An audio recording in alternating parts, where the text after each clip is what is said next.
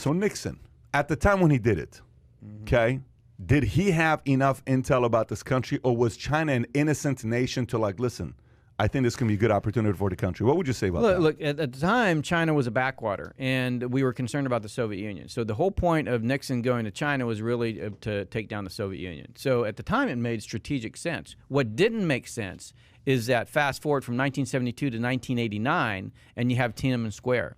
George H.W. Bush is now the president. George H.W. Bush could have stopped this. China at that time, less than $1 trillion economy, right? Still a backwater. They'd gotten some technology from us, but we could have cut them off there. No, what did he do? He sent Brent Scowcroft back, the National Security Advisor, back on a secret mission to China in August. There's pictures of him shaking hands with Deng Xiaoping in Beijing. And so what happened? We basically said, Soviet Union was collapsing. Eastern Europe was becoming democratic. Tiananmen Square happened. The Chinese Communist Party.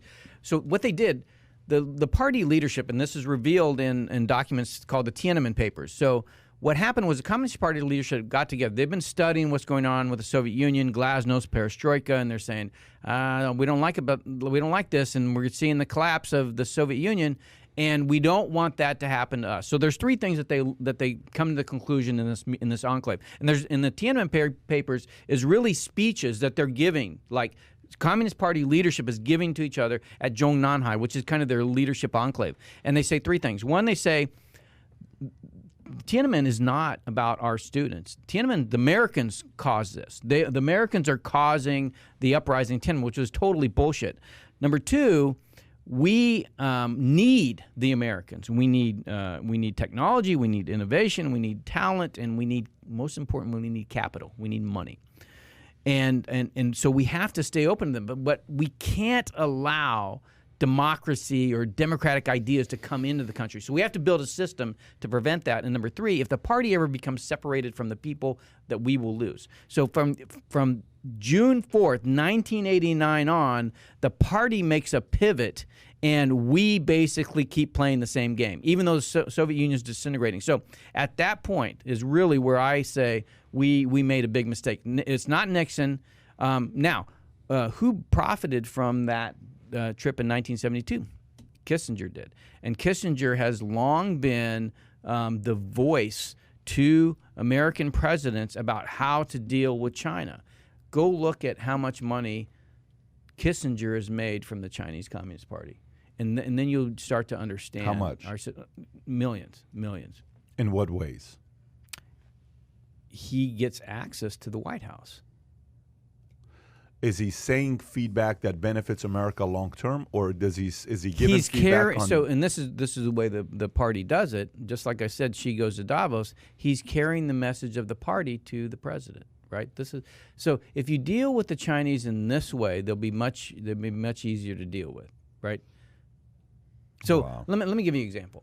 When I got to the Pentagon and I was starting to be trained as a military diplomat because I was going to go to be the defense attaché, I started to work with the diplomatic corps and starting to understand what we were saying. What are our policy statements to the Chinese Communist Party? What are our talking points?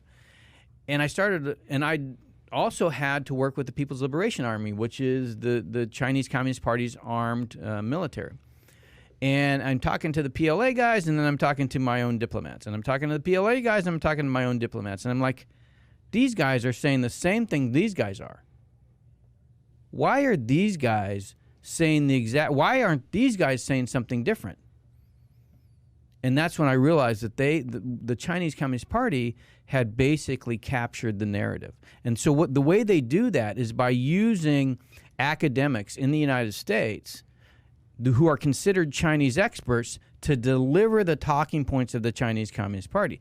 So if you understand how policy is made in D.C., these academics are called on by the State Department, by the administration. Tell us about China. You travel to China a lot. You talk to the Chinese Communist Party officials. What's the best way to deal with China? And the academics will say, well, you need to do this. And the Chinese Communist Party is saying, you need to do this. Let me ask you a question. When Kissinger is having those meetings with the Chinese Communist Party and is relaying that information back to the U.S., is Kissinger having those meetings privately by himself, or is anybody from the team of the White House accompanying him? No, it's him. So him by himself. It's him by himself. So his people. There's no government people there. This by the way, this happens at all the time at all levels. Wait a minute. So you mean to tell me Kissinger goes and negotiates on behalf of U.S.? No. He goes over and he has meetings. And what is his role at the time when he's doing this? Just as a private citizen, right? So the way he makes money is by consulting for corporations, for Chinese corporations and other and U.S. corporations, mostly U.S. corporations who are trying to work in China, but also there is some China. And he goes over and they just have discussions. How's the relationship going? Between Beijing and Washington D.C. How can we make it better? We want to make it better because we want to have better business, right? We want everybody getting along. And then the Chinese Communist Party said, well, if you could just get the administration to do this, then everything would be great. That's it. I get that. So are you saying that when he was doing that, China was paying him off to? No. He's getting paid by other companies. But how does he get into China? How does he get to see Xi Jinping? Does China Kissinger trust Henry? Does China trust Kissinger? Yeah, because he's delivering their message. Who is he in I guess what I'm trying to find out is, who is he trying to protect more, U.S. or China, or his own pockets?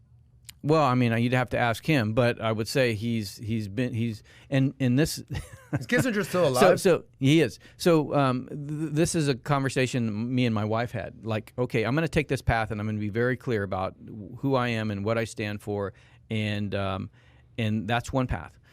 The other path that people like me take when they leave office is to take the path of Kissinger, which is I'm going to go consult for companies. I'm going to like Lieberman. Who does he talk? Who does he consult for? ZTE, right? There's a lot of them. Joe Lieberman. Yeah. Okay. Who does Admiral? I can't remember. Anyway, one of the 4 stars, chairman of the Joint Chiefs. Who does he consult for? Huawei. So, that's a way that you can basically take your time in government and basically become very, very wealthy.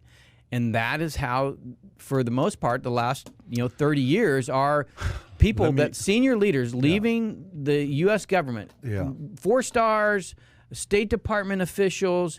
Here's a good one. Ambassador Baucus. The ambassador. He's basically now. If you go watch his talking points. It's the same talking points as the Chinese Communist Party. This is what's going on. So when you say, I don't know anything about China, whenever you hear something about China, what message are you hearing? Who's talking? The Chinese Communist Party is talking. What's the face? The face is a senior, respected American who is considered to be a China expert. Yeah, first of all, I would do a couple things here. Number one, if you work for the U.S. government, you have to sign the ultimate non-compete that you cannot work for X, Y, Z for 20 years. You just can't. I'm not going to put you in a government position in the U.S. Why would I put you in a U.S. But hold on, Patrick. Yeah. What if Nike comes and hires you? I want you to make sure that relations between the two countries are good so I can sell Nikes. No. What I'm trying to tell you is you can't get a job where your role has to do with the following countries and improving those relations with those countries. You can't. You don't want the job, don't get the job. But I'm going to tell you why. Why am I going to compromise the future of America for your pockets? Look, there's a couple things here too. That's what DC is. So if you enjoyed this little short segment from the podcast that we did, here's another short segment to watch. Or if you want to see the entire podcast, click over here. Take care, everybody. Bye-bye.